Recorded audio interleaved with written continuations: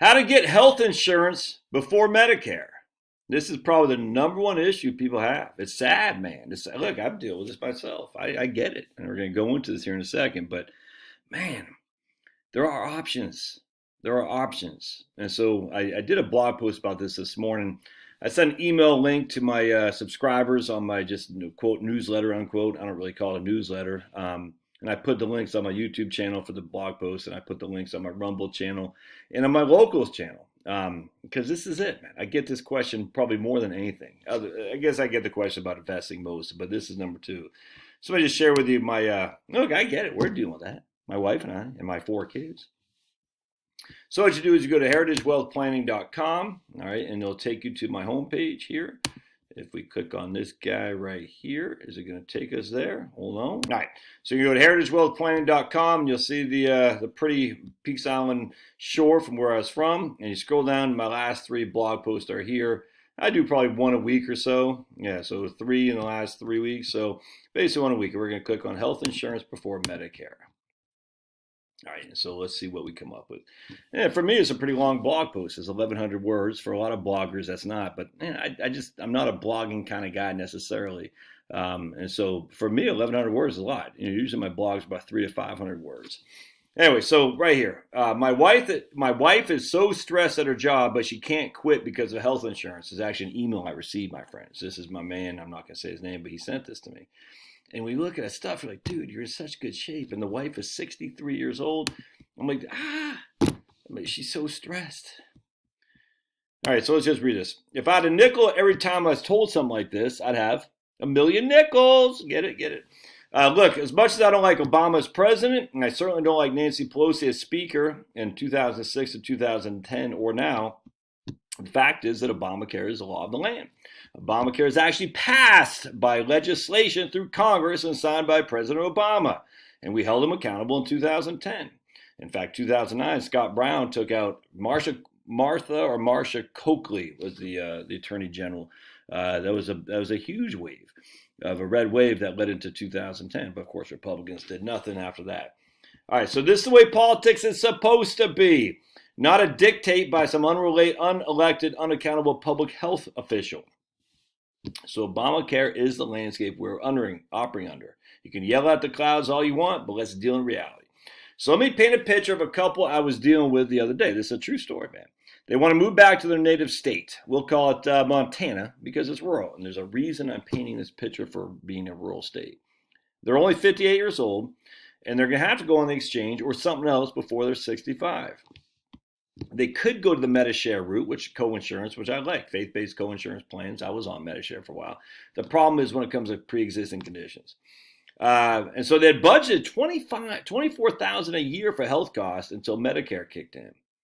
They'd also budgeted $6,000 a month from discretionary expenses and another $2,000 a month for a mortgage. So basically they're saying we're going to spend $10,000 a month. And when I ran the numbers, they're only at 7% probability. I was like, ugh, that doesn't look good. And I was nervous, man. I'm telling you, whenever I talk to somebody, I don't have to talk to too many people. I say, you got to tighten up. But I was like, I had a sneaky suspicion something was wrong. Though. Before I talked to them, I was running their numbers before we spoke. I was like, something doesn't seem right. Well, it turns out that the $6K a month was their discretionary. It wasn't just discretionary. That was all in. So basically, they need $6,000 a month for everything. All right, and I said, gotcha. So we're double dipping in terms of $6K a month, including the mortgage, $6K a month, including the healthcare cost. And again, the healthcare cost of that $6K was $2,000 a month. So they're pretty frugal, actually. Anyway, so let's assume these folks will move to Billings, Montana, a smaller city, about 100,000 or so, and it's the largest in the state of Montana.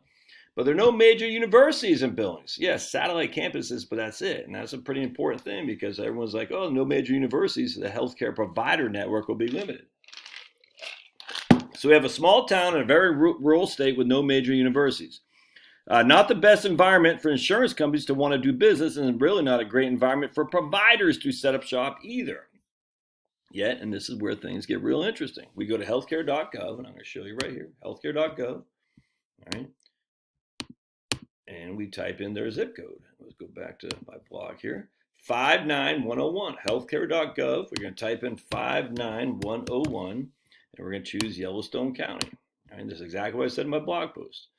All right, so then we're going to tell us about you and your household. We're going to hit that. We're going to skip this plan ID because we don't have we're not in the marketplace right now. We'll say skip.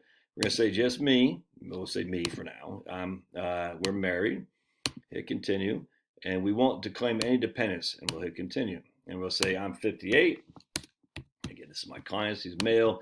He's not pregnant. He's not a tobacco user. He's not a legal parent or guardian of anyone under 19. He's not eligible through coverage through job, Medicare, Medicaid, or CHIP. So none of these. We don't know if he's pregnant, because men can get pregnant today. So you don't know. So I had to ask him, are you pregnant? Because I don't want to be perceived as discriminatory. All right, so Joe, female, she's none of this either, not pregnant. Anyway, so we're 58 each, husband and wife, 58. We're going to hit confirm. Now we're going to say their income's going to be about $60,000 a year. And we hit continue.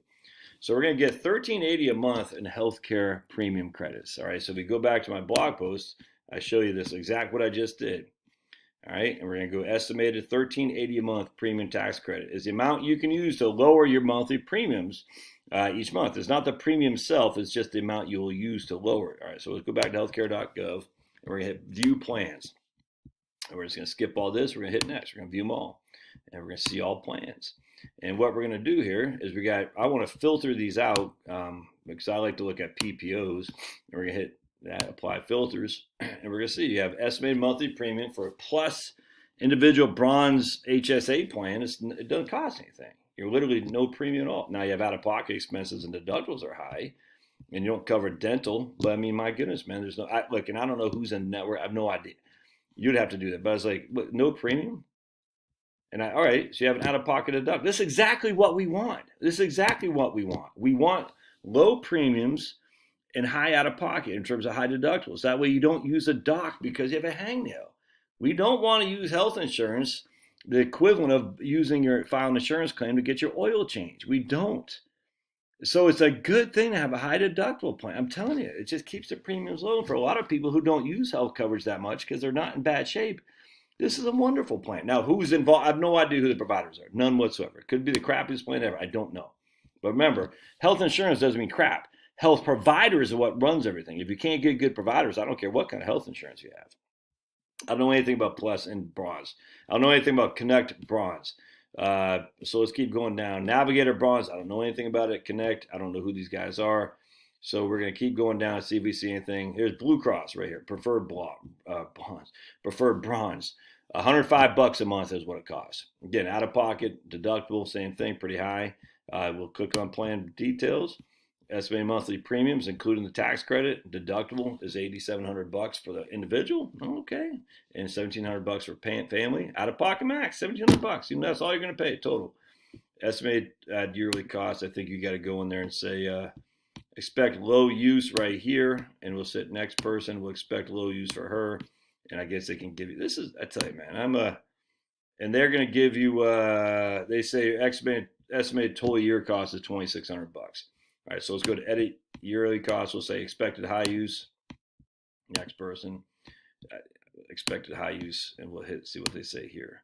They say you're going to cost the extent of your total out-of-pocket maximum.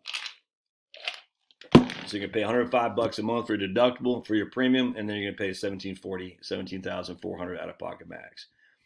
Medical providers in network. And you can enter the name of your doctor and all that. And I don't know if you can just hit search. It will give you all the rest. I guess not. I guess you got to go back. So anyway, I don't know who's involved in these plans. I don't know. But it's pretty sweet. I'm not going to lie to you. Anyway, so you see that, man. And then you can go all the way down to next. So this is what we've always wanted. The free market is we want high deductible plans, low premiums, the voucher system. It's just the way to go. That means you are in charge of your own health insurance. If you use a doctor a lot, for whatever reason, you don't want a high deductible plan. You want a low deductible, but you're going to have to pay a higher monthly premium. So the most expensive one was this guy right here, Blue Preferred Gold PPO. So we'll click on this. It doesn't include dental again. $1,500 deductible. That's not so bad with a $17,400 out-of-pocket premium. Estimated monthly cost right there is $27,000. I have no idea what you get in this that you don't in the other one. I don't know. But let's just say edit yearly cost right there. All right, so edit yearly cost is $27,000 if you use a doctor a lot. we're going to say expected low cost, expect low use, low use, and we'll see what they say. It's still going to be $10,000 a year. So, look, drugs covered, not covered. I'm on Lexapro. Let's see if we got Lexapro. I don't know if it's going to be on here. Let's see. I like Lexapro. Oh, my goodness. So you do like Big Pharma. Yeah, man. We got that ad. I don't know what I take. So we'll say 5. I don't take much. Continue. And it, okay. So, you can do that before you say lowest premium. You can put your Lexapro before you actually choose a plan. All right, there you go. So we got preferred blue silver, $700 a month. I have Lexapro on there, cost me $10,000 a year. It ain't cheap, but it's doable. Lexapro, 5 grams. So you have to put it all in there. Anyways, keep going back to my blog. All right, so we already did all this. We say we're going to save quite a bit of money, and if you're taking in prescription drugs, you want to make sure it's in there. And I'm sure there's generic things they offer here. Let's go. Can I go back to plans? So back to plans that give you Lexapro. What was deductible? Let's see. Estimate yearly cost. Add more filters. Lexapro generic cover. There you go. So generic.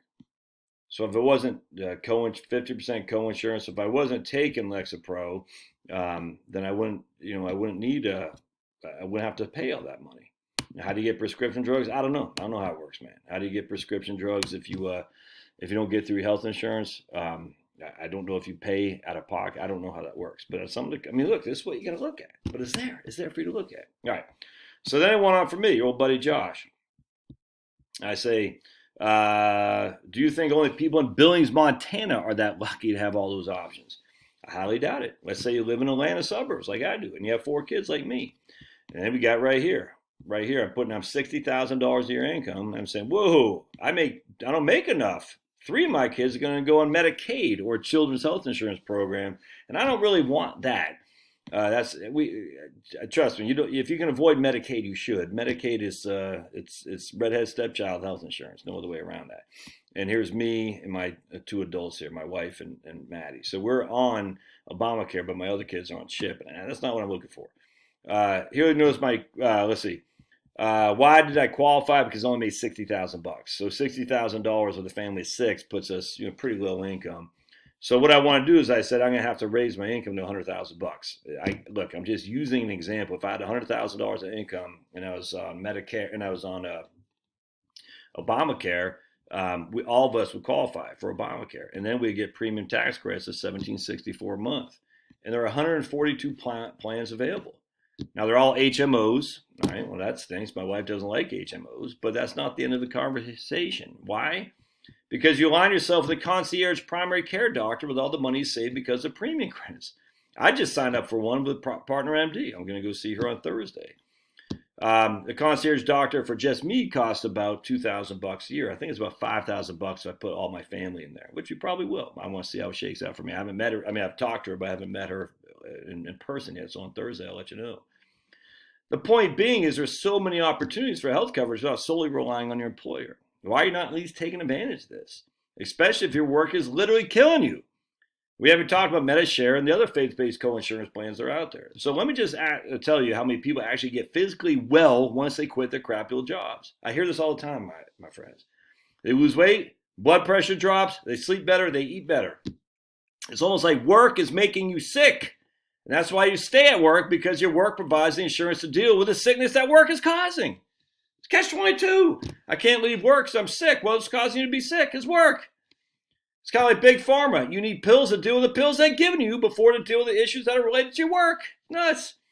You really need to find the source of your discontent. Once the target has been isolated, see how you can eliminate it from your life. But for heaven's sake, stop being a pawn and just taking the path of least resistance. It does require some effort. Getting up every day to go to a job you hate is an effort. You're already doing the effort. To quote our esteemed president, come on, man. And I already got a couple of people that unsubscribe because they don't like my politics. That's fine. Come on, man. Anyway, just start looking around. I'll put a link in the show notes for the blog post so you have all the links. But, man, if your job is killing you, making you fat, angry, heavy, you're not sleeping, your blood pressure's through the roof, I don't get it. I quit my crap old job with a fat mortgage, A wife and 4 kids, no other income to start this. It didn't happen overnight, but like my man Miles Beckler says, we overestimate what we can accomplish in a year, but we underestimate what we can accomplish in 3 to 5. Completely agree. First year is going to be tough, grant you. You might have to go on Medicaid the first year. Okay, it's a safety net. Try not to use a doctor. Second and third, you should start seeing some momentum. By 4th and 5th, as I am here today, you're like, man, things are pretty good. I don't know if that'll continue. I have no idea. But I know I'm a hell of a lot better now than I was in 2017 when I was working my crappy little job. But I didn't stay there because like I gotta have health insurance. I said we gotta take the risk. You only get one life. Love to hear your thoughts. All right, we'll see you.